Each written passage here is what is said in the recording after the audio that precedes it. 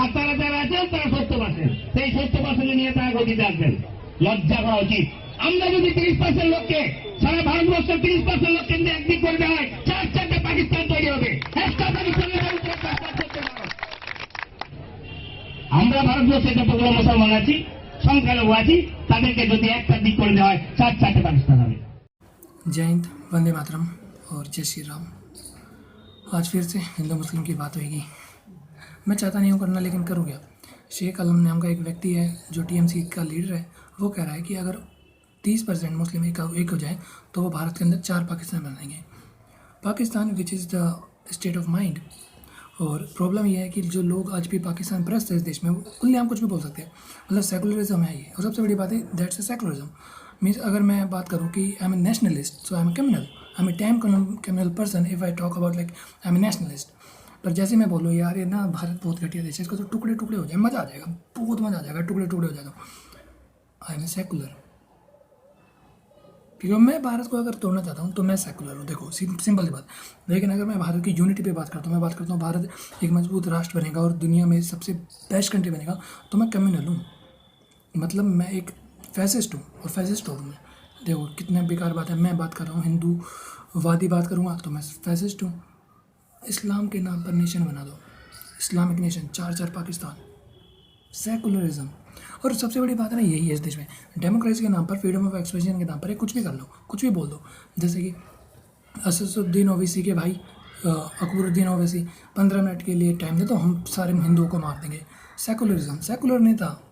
लेकिन जैसे ही बात करते हैं शेख आलम देख लो, 4 पाकिस्तान चाहिए इसको। यार एक बात बताओ, आप एक इंडिया का अगर सबसे बड़ा दुश्मन कोई है तो वो है पाकिस्तान और बांग्लादेश। देखिए बांग्लादेश भी इंडिया का बहुत बड़ा दुश्मन है, आप चाहे माने चाहे मत मानिए, लेकिन फैक्ट है। क्योंकि इंडिया में जितनी भी इलीगल इमिग्रेशन हो रही है वो बांग्लादेश की तरफ से आती है। अब बात करें अगर बात करें हम कि पाकिस्तान की, तो इंडिया में जितना भी टेररिज्म है उसका रिस्पॉन्सिबल है पाकिस्तान। अगर आप इस देश को वापस से तोड़कर पाकिस्तान 4 बनाना चाहते हैं तो मैं आपको क्या बोलूँ, मैं आपको पुरस्कार दूं क्या? आपको यहाँ पर आप पे राजद्रोह का मुकदमा चलना चाहिए।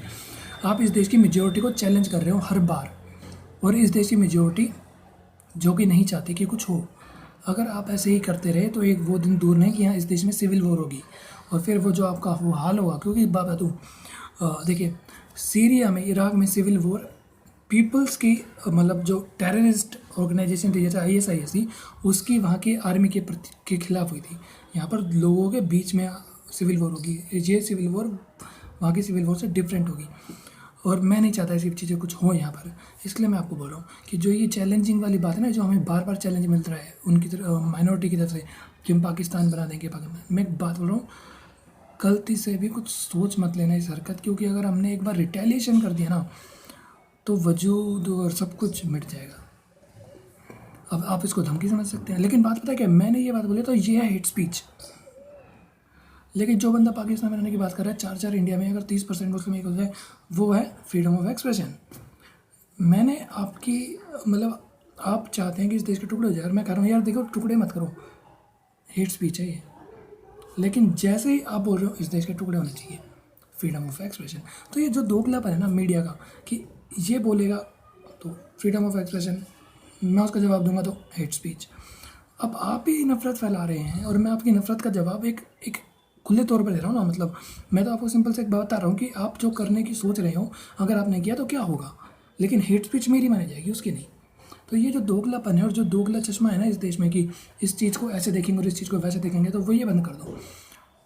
और मेरा मानना है जो शेख आलम है, इसके ऊपर राजद्रोह का मुकदमा चलना चाहिए। ये एक ट्रेटर है, he is a traitor and he should be punish like stand. इसको बहुत ही तगड़ी पनिशमेंट मिलनी चाहिए। प्लीज़ इस वीडियो को शेयर कीजिए जितना हो सके, और अपने दोस्तों को दिखाइए मेरी बात अगर आपको सच लगे तो। क्योंकि यही रीज़न है कि अगर वो बोलते हैं तो वो फ्रीडम ऑफ एक्सप्रेशन होता है, लेकिन हम अगर जवाब भी देते हैं तो वो हेट स्पीच होती है।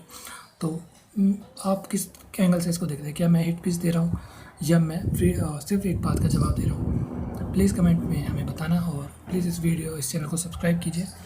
Thank you for watching.